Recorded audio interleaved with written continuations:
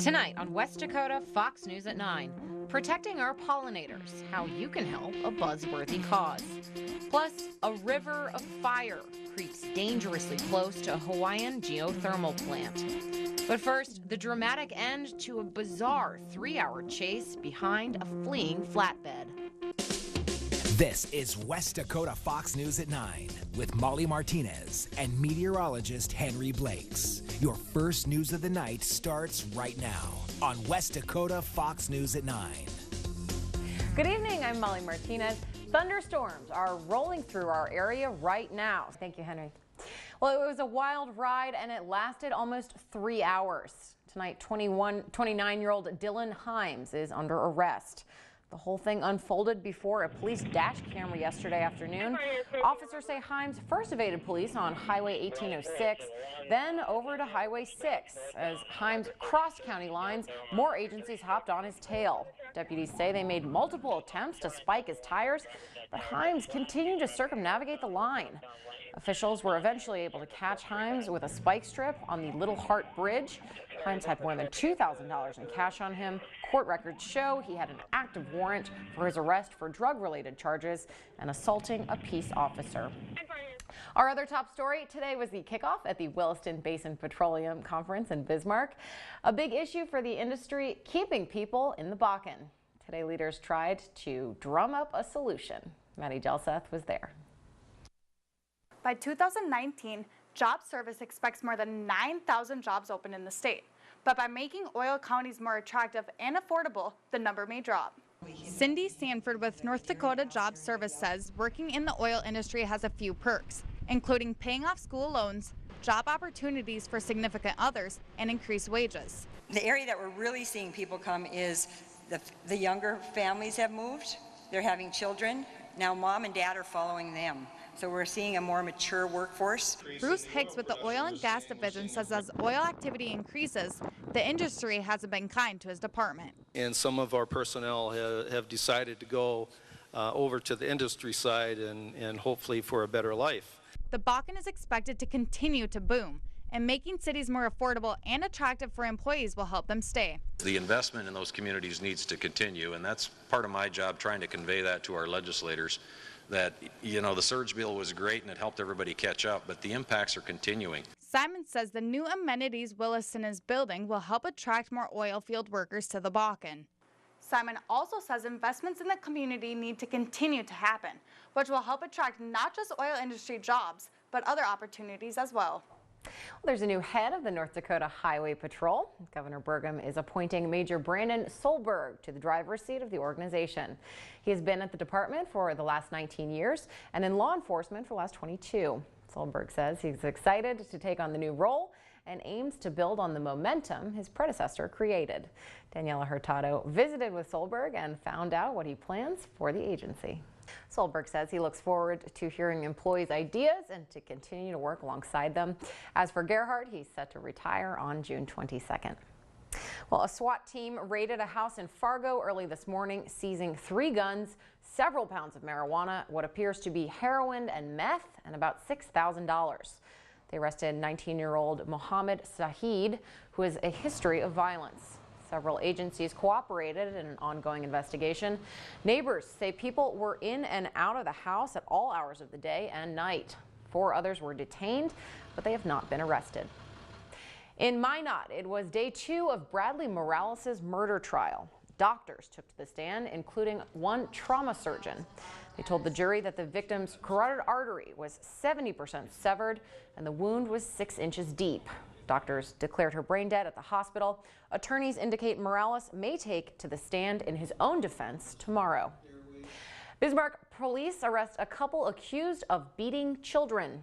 29-year-old Estella Flomo and 28-year-old Lawrence Sneh are accused of hitting a 7- and 10-year-old with their hands and belts. Court records say someone alerted Human Services about this suspected abuse. The children confirmed the abuse to both agencies. Both Sneh and Flomo say they did not know where the children's bruises came from. Sneh and Flomo were charged with child neglect and abuse. Berthold Police Chief Al Schmidt is on the mend after sustaining minor injuries during a struggle with a suspect last night.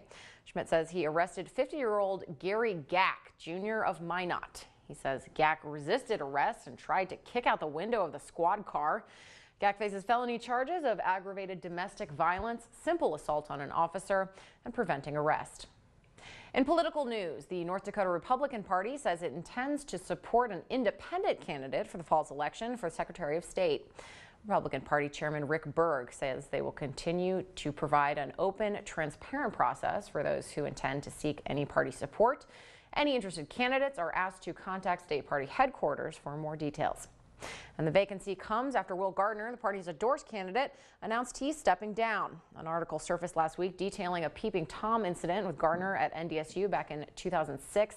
Yesterday, incumbent Al Jaeger, the man the party wanted Gardner to replace, told us he wants back in the race. But with the GOP's all call today, the party may wish to vet other hopefuls to square off against Democrat Josh Boucher and Libertarian Roland Reimers. Well, the process of getting issues on the ballot might take a few extra steps. The commission, made up of legislators, members of the public, have looked at changes for months. Now they've made a decision on what they're sending to the legislature. The commission will only submit 4 of the 20 drafts to the legislature. Of those, it's giving a sponsored committee access to legislative counsel to help draft the bill. This means a measure similar to medical marijuana in 2016 would have to be drafted with the help from the legislature's legal counsel. Those legislative counsel, code revisers, and attorneys work for the legislature, and they're the ones that understand the Century Code. The bill that didn't make it can be brought up again next session. In Minot, a threatening text message prompts a lockdown at Eric Ramstad Middle School today. Minot Public School Superintendent Mark Vollmer says the Ramstad principal reported that a student received the threatening text message. Minot police released a statement saying that there was not a credible threat.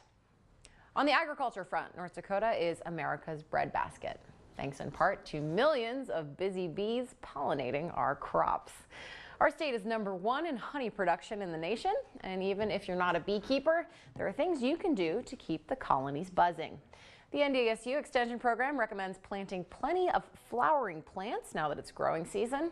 That gives the hive a habitat to thrive, which in turn puts food on your table. Pollinators are actually responsible for the reproduction of about 85% of the world's flowering plants, and that includes more than 2/3 of our crop species. And it's estimated about 1 out of every 3 bites of food that we take has been affected by a pollinator.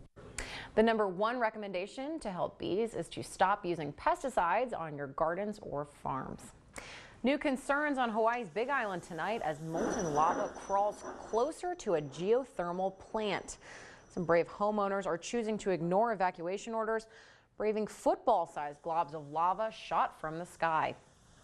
The death toll from a plane crash in Cuba last week rose to 111 after one of the 3 survivors, 23-year-old Gretel Landrove, died in a Havana hospital. The 2 other survivors, also women, remain in critical condition due to severe burns and other trauma. The crash marks the worst tragedy in aviation history in the country. The government is still working to identify most of the bodies, which could take up to a month. The Catholic Church is hit with another bombshell following the conviction of one of its most senior Roman Catholic clerics. Archbishop Philip Wilson was found guilty of charges linked to a sex child abuse cover-up. Wilson pled not guilty to accusations of concealing the sexual abuse of 2 altar boys. The Archbishop faces a potential 2 years in prison when he returns to court for sentencing next month. Today, a powerful blast kills over a dozen people in Afghanistan. A container filled with explosives ignited in the Afghan city of Kandahar. At least 16 people were killed, including security forces. Children are among the dozens of people injured.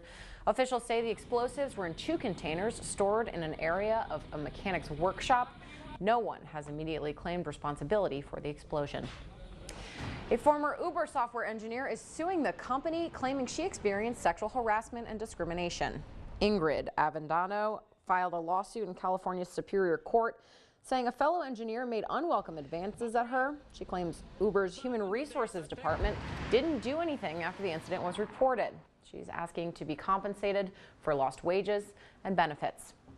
And for the 14th time and 6 years in a row, Walmart tops the Fortune 500 list of America's top businesses.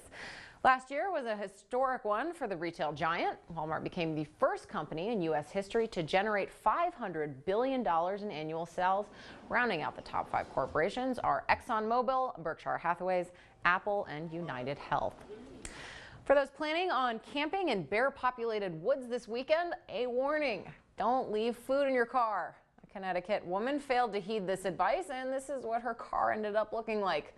Police say the bear got through a broken driver's side door and got trapped. Eventually, as you can see, he clawed his way out, but not before totaling the car. Scary video out of Florida of lightning striking a home. The moment surveillance camera caught it.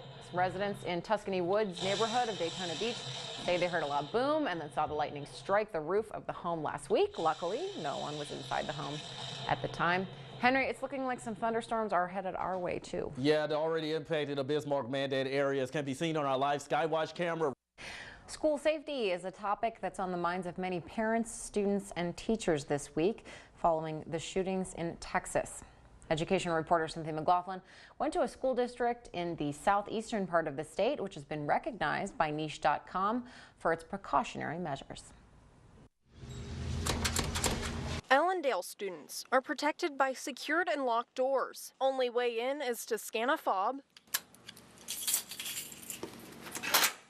or get buzzed in by the secretary. Allendale School, may I help you? Superintendent Jeff Fosnot says while physical safety measures are often taken, behavioral ones can sometimes be overlooked. More therapists, more counselors, psychologists. K through 12 is all in the same building with around 350 students enrolled. You know, you walk in and everyone knows you, and that's really an advantage to having a small school. You feel safe and you feel, that mainly because you know everyone, and it's kind of like a big family more than just a school. The downside to smaller districts is there are no student resource officers. Local police take on the task of checking in. Well, Allendale's fortunate we still have policing in Allendale, so we're not as remote as some other North Dakota communities.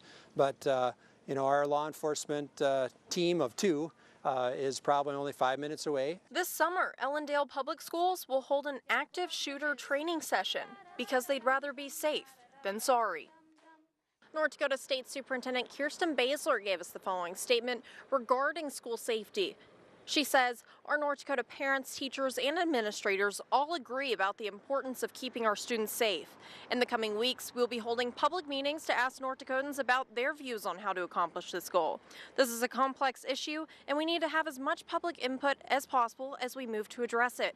Reporting in Allendale, I'm Cynthia McLaughlin. There's a new kid on the block at the Oregon Zoo. Check out Sassy, the newest mountain goat baby. This precocious and curious goat kid came into the world on Saturday night. Zookeepers say mountain goat kids are extremely agile, and unlike other species where newborns are hidden away, mountain goat kids are on their feet and moving around within minutes. And let's talk about leaving the nest. Parents of a 30-year-old man in New York are taking their son to court, suing him to move out. A New York State Supreme Court judge ruled today that Michael Rotundo must remove himself from the home. His parents say they've been trying to get their son to leave their home for months. Rotundo says he will appeal the judge's decision. Ooh, Henry, I hope he's single. Oh, I bet. Hey, we just got a warning in, flash flood warning. Try and stay dry, and we'll see you tomorrow.